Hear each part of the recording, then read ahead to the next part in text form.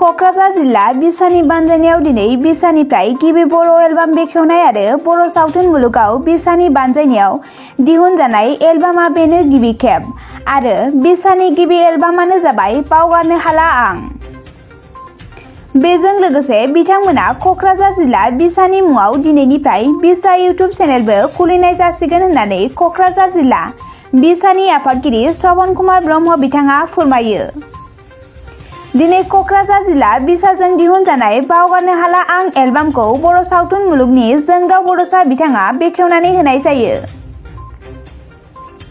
बिथांमोननि बावगारनो हाला आं मुंनि एलबामाव गुबै महरगिरि महरै सोरां नार्जारि आरो रिंकी ब्रह्म बिथांमोनखौ नुनो मोननाय जागोन।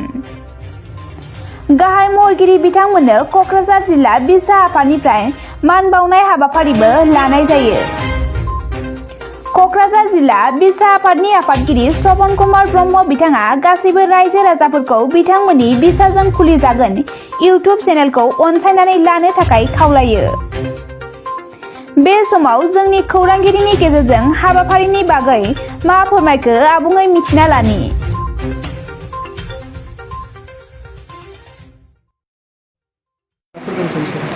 दिनै 19 अक्ट'बराव 2021आव केडिसि माने क'क्राझार डिस्ट्रिक्ट कमिटि बर' सिने आर्टिस्ट एस'सिएशननि दिनै बे सिगां मिउजिक भिडिअखौ दिनै आं बेखेवनानै जोबोद गोजोननाय मोन्दों। मानोना बे मिउजिक भिडिअआव जेसेबां जोंनि आर्टिस्टफोर दं बिसोर फ्रि सार्भिस होदों आरो जायनि दारै जोंनि बे क'क्राझार डिस्ट्रिक्ट कमिटि बे सिने आर्टिस्ट एस'सिएशना माने फान्ड राइजिंनि खेथ्रआव खामानि होगोन। दा बेनि थाखायनो आं जोबोद गोजोननाय होबाय। जाफेराखैमोन बेबायदि ओंखायनो बुंबाय दिनैनि दिना बिराद मोजां। बे क'क्राझार डिस्ट्रिक्ट कमिटि सिने आर्टिस्ट एस'सिएशना जोबोद मोनसे मोजां हाबाफारि दं जायनि दारै जोंनि बे कमिटिनि अफिस रानिंनि बे माबाफ्रा कस्ट आरिफ्रा माने माबा मोनगोन आरो बेनिफिट जागोन। बयनिसिमबो खुलुमनाय बावहरग्रोबाय।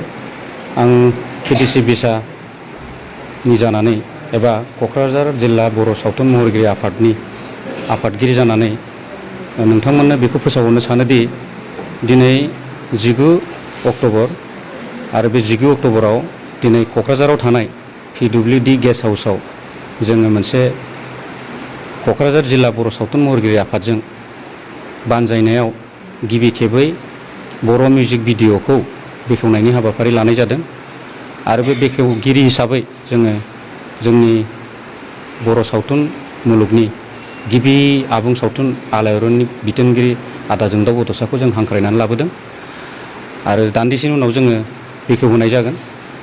आरो बेवहाय फाव खालामदों जोंहा दानि जाखांफुनाय माने गोदान जोलैनि बयजोंबो मिथिजानाय सोरां नार्जारि आरो बेजोंनो लोगोसे जोंजों अपोजिटआव दंफायो रिंकी ब्रह्म बिथाङाबो बेवहाय मोजाङै फाव खालामदों आरो बिथांमोननि सानैनिबो इयुनाव लाइफआव माने जिउआव जाफुंनायनि थाखाय आं आर'ज गाबबाय।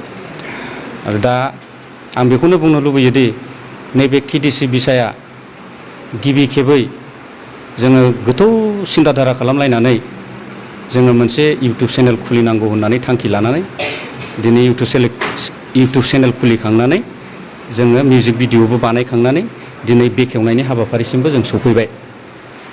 दा बेखेवखांनायनि उनाव जोंनि बे भिडिअआ जोंनि केडिसि बिसा मुंनि इउटुब चेनेलाव आपल'ड जासिगोन आरो बेखौ दिनैनिफ्राय माने रायजो राजाफ्रा बयबो नुसिगोन। आरो बे केडिसि बिसायाव जोङो मान्थलि माने मोनफा मोनफा भिडिअखौ जों होलांबाय थागोन। बे भिडिअआ एलबामबो जानो हागौ, बियो मोनसे शर्ट फिल्मबो जानो हागौ, डकुमेन्टारिबो जानो हागौ, बिदिनो बायदिसिना माबा मोनसे माने मोजां मेसेज थानाय भिडिअफोरबो जानो हागौ जायजों जों बर' समाजखौ एबा जेखुनु समाजखौ जों फोसाबलांनायनि मोनसे दिथा होनो हायो आरोखि। दा जोबनायाव आं बेखौनो बुंगोन जे बे केडिसि बिसाया माने बिनि थाखाय जेसेबां दुखु खस्थ' खालामदों बिनिख्रुइ बांसिन बिनि टेकनिकेल स्टाफ आरो महरगिरिफोर बिथांमोना जोबोद खस्थ' खालामनानै बे भिडिअखौ जाफुंहोनायाव मदद होदों। बिनि थाखाय बिथांमोननिसिम आङो केडिसि बिसानि आफादगिरि जानानै आङो रोजा रोजा साबायखर बावबाय। आरो बिदिनो इयुनावबो जोंनि क'क्राझार जिल्लानि सिङाव थानाय साफ्रोमबो महरगिरिफ्रा जोंनि बे KDC बिसा इउटुब चेनेल जौगाखांनायाव मदद होगोन बिहोमा होगोन बेखौ मिजिंथिनानै आङो दिनैनि नैबे बेखेवनाय हाबाफारिखौ माने नोंथांमोननि सिगाङाव फोरमायना होनाय जाबाय।